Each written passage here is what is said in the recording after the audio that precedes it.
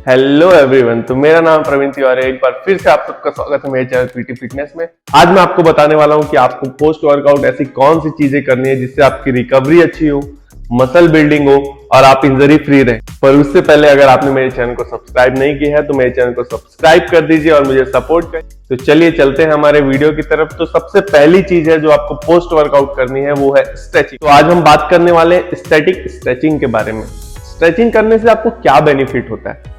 जब आप एक्सरसाइज करते हैं तो उस मसल पार्ट में जो आपका स्ट्रेस रहता है, जो टाइटनेस रहता है, वो कम होता है और साथ ही साथ इससे आपका जो ब्लड सर्कुलेशन है वो भी प्रॉपर होता है। इससे जो आपकी मसल ग्रुप में जो ऊपर जो फैशिया होती है, जो ऊपरी परत होती है, वहां पे भी अच्छे से स्पेस बनता है जिससे आपका मसल अच्छे से डेवलप हो पाता है। साथ ही साथ स्ट्रेचिंग से आपकी फ्लेक्सिबिलिटी और मोबिलिटी भी बढ़ती है। जैसे किसी किसी को क्या है, एक्सरसाइज करने में प्रॉब्लम है, जैसे कोई शोल्डर मारता है उसको यहाँ पेन रहता है, या डेडलिफ्ट मारता है उसको बैक में पेन रहता है, मान लीजिए स्क्वाट मार रहा है हिप्स में पेन हो रहा है, ठीक से मार नहीं पा रहा है, लोअर बैक में पेन हो रहा है, तो आपको स्ट्रेचिंग बहुत जरूरी है।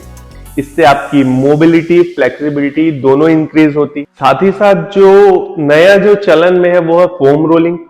फोम रोलिंग से भी आपको मसल में डीप आपका जो स्ट्रेस रहता है वो रिलीज होता है।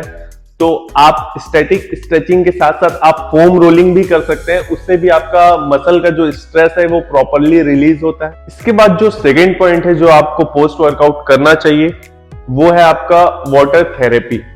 इस वाटर थेरेपी में आपको क्या करना है कि आपको कोल्ड वाटर और हॉट वाटर दोनों से बात लेना है।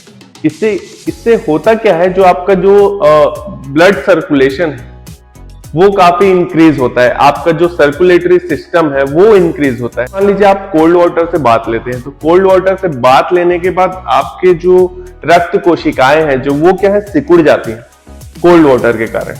और उसके जस्ट कोल्ड वाटर से बात लेने के आप 1-2 मिनट बाद जब आप हॉट वाटर से बात लेते हैं तो वही जो रक्त कोशिकाएं हैं आपकी वो क्या है, खुल जाती है।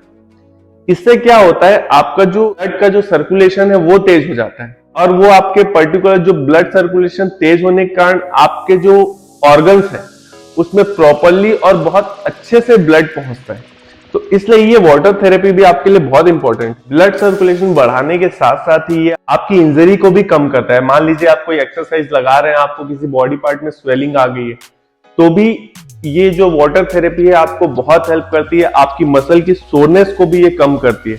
हैवी वर्कआउट के कारण, ज्यादा एक्सरसाइज करने के कारण जब आपकी बॉडी लैक्टिक एसिड जो रिलीज करती है, उस लैक्टिक एसिड के कारण जब आप फटीग होने लगते हैं, आपकी बॉडी में सोरनेस आ जाती है, तो भी ये वाटर थेरेपी जो है वो लैक्टिक एसिड को रिड्यूस करती है आपकी बॉडी से और आपकी मसल की सोरनेस को कम करती है, आपकी थकावट दूर होती है। इसके बाद जो तीसरा पॉइंट है वो है पोस्ट वर्कआउट आपको इलेक्ट्रोलाइट ड्रिंक को कंज्यूम करना है।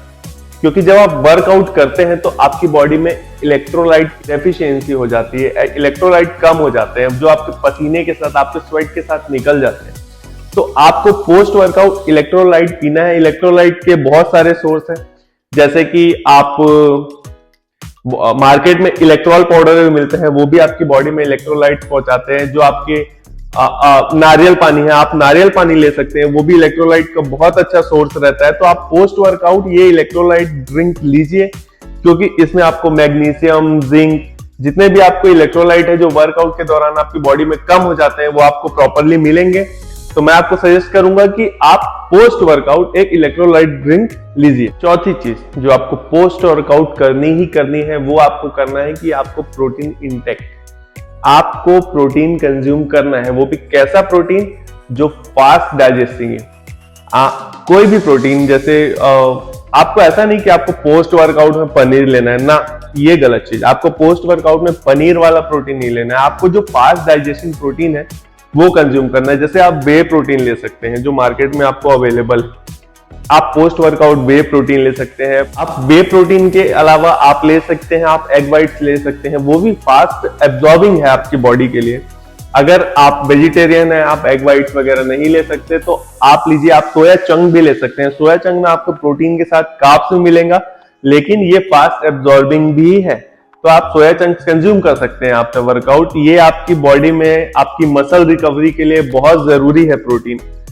आप दिन भर में प्रोटीन लीजिए, वो तो आपका जरूरी है ही, लेकिन अगर आपको एक अच्छा रिजल्ट चाहिए, आपको अपने एक्सरसाइज का बेनिफिट और अच्छा चाहिए, तो आप पोस्ट वर्कआउट प्रोटीन कंज्यूम करिए, फास्ट एब्जॉर्बिंग प्रोटीन कंज्यूम करिए। पांचवी चीज जो पोस्ट वर्कआउट आपको करनी है, वो आपको करना है कि आपको कार्बोहाइड्रेट्स लेना है। फास्ट डाइजेस्टिंग एब्जॉर्बिंग कार्बोहाइड्रेट्स आपको कंज्यूम करने हैं।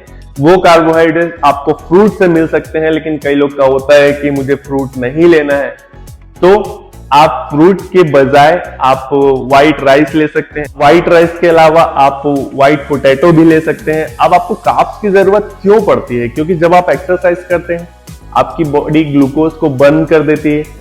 अब उस ग्लाइकोजन को आपको रिप्लेनिश करना है, तो इसके लिए आपको कार्ब्स की जरूरत पड़ेगी, क्योंकि आप पूरे दिन में थ्रू आउट द डे आप कार्बोहाइड्रेट्स का ही यूज करते हैं, आप ग्लूकोज का ही यूज करते हैं। तो आपकी बॉडी में एनर्जी को बनाए रखने के लिए आपको कार्बोहाइड्रेट्स बहुत जरूरी है, तो आप कार्बोहाइड्रेट्स भी जरूर लें आप पोस्ट वर्क। तो इसी के साथ आज का ये हमारा वीडियो खत्म होता है। तो आपको वीडियो कैसी लगी कमेंट बॉक्स में लिखिए। अगर आपको अच्छी लगी तो आप वीडियो को लाइक कीजिए और चैनल को सब्सक्राइब कर दीजिएगा। मिलते हैं आपसे नेक्स्ट वीडियो के साथ, तब तक जय श्री राम।